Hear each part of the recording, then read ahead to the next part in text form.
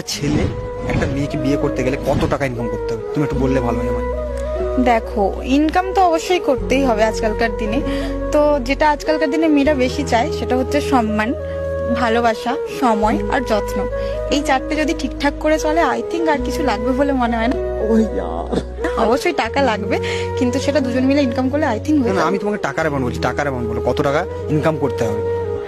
ওইভাবে তো বলা তো সম্ভব না। তাও বলছি 15-20 হলে তো আরামসে হয়ে যাবে, দুজন মিলে তারপর কামালে হয়ে যাবে আশা করছি। 15-20 টাকায় আজকালকার দিনে কিছু হবে আচ্ছা তোমার মনে হয়?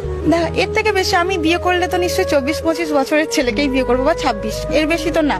তো সেরকমই বিয়ে করবো। তো আমার বাবা এখন 50 বছরের, তো আমার বাবা যখন 24-25 বছরের ছিল, তখন কি আমার বাবা 1 লাখ টাকা ধরো বা এর থেকে বেশি কামাতো? আগে সেটা আমাকে বলো তো। তো আমি কি করে চাইবো যে আমি যাকে বিয়ে করবো সে মাসে এত টাকা পাবে, এত এত এত এই আশা করা উচিত না।